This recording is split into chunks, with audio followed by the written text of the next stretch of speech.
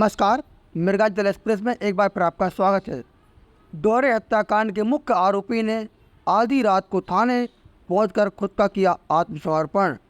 Police अधीक्षक ने press conference में किया हत्याकांड का खुलासा। जबलपुर से ब्यूरो चीफ मनीष श्रीवास्तव की रिपोर्ट।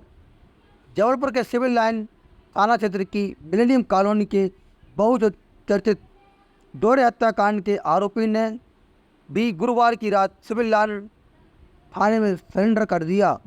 प्रेमिका के हरिद्वार से पकड़े जाने के बाद मुकुल सिंह भी बिना टिकट ट्रेन से जबलपुर आ पहुंचा।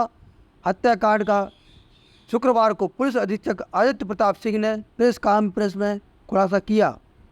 सिविल लाइन डबल मर्डर जो केस हुआ था मिलेनियम कॉलोनी में, उसमें दोनों जो आरोपी हैं वो पुलिस की हिरासत में आ गए हैं। जो उसमें औपचारिक बालिका थी, मैंने 2 दिन पहले भी उसमें ब्रीफ किया था। हरिद्वार पुलिस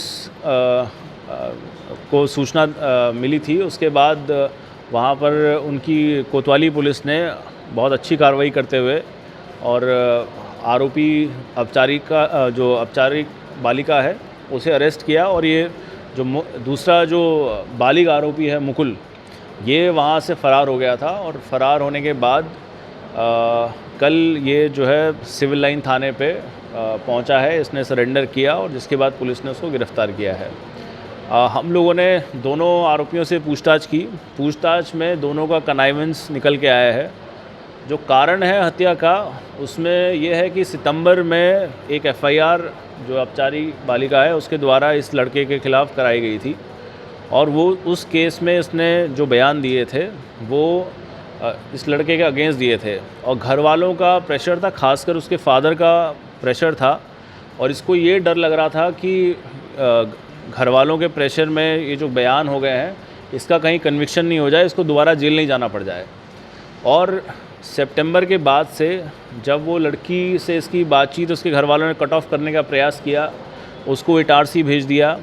उसके बाद ये लोग सॉफ्टवेयर का नाम क्या है, मौज ऐप, एक मौज ऐप करके है, उसके थ्रू ये लोग बात करने लगे।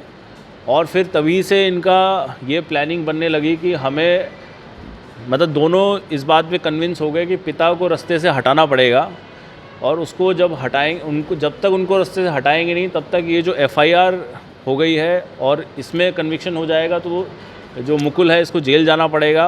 और फिर पिता ने जाके जो लड़की के पिता हैं उन्होंने जाके लड़के के पिता को भी बोला कि किसी भी तरीके से ये लड़का जो है मेरी लड़की से दूर रहना चाहिए। तो इन दोनों के मन में ये आ गया था कि हम दोनों के बीच में इसके पिता अड़चन बन रहे हैं।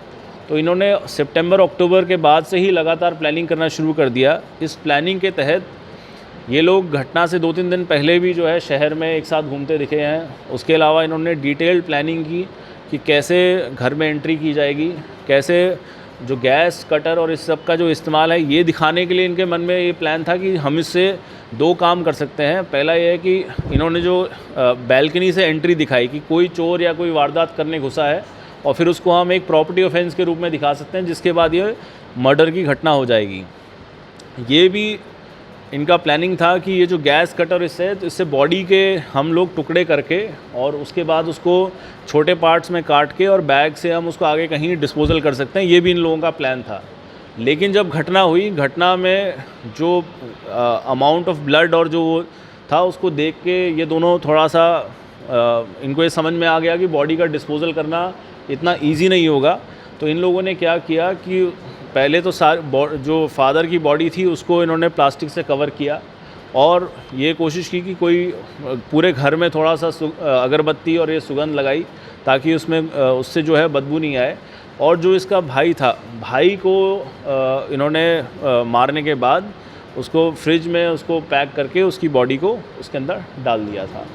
तो ये इन्होंने पूरी घटना की। उसके बाद एक और चीज़ मैं बताना चाहूँगा कि जो लड़का लड़की है ये बहुत ही मतलब दे आर हाईली कमिटेड। इन लोगों को ये था कि लड़के ने पूरे टाइम ये प्रयास किया कि किसी तरीके से मैं कुछ ना कुछ बीच में ऐसा करता रहूं ताकि मैं लड़की को इस केस से अलग कर पाऊं। तो उसने उस समय उसके घर वालों को मैसेज कराया। मैसेज करने के बाद वो फ़ोन आया, इन्होंने फ़ोन उठाया नहीं।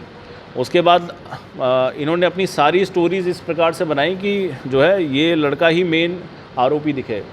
फिर इन दोनों ने ऑल ओवर इंडिया ट्रैवल किया। पहले जो ये मुकुल है वो निकला, फिर जो लड़की है वो निकली।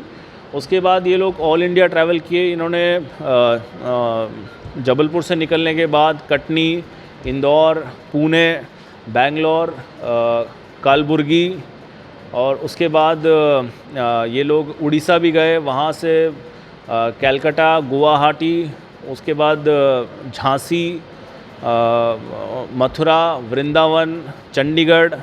फिर इन्होंने, इनके पास जब पैसे ख़त्म हो गए, पैसे ख़त्म होने के बाद ये अमृतसर से हरिद्वार के बीच में ये काफ़ी ट्रैवल करना बता रहे हैं, जिसमें ये डब्ल्यू टिकट ट्रेन से ट्रैवल करते थे।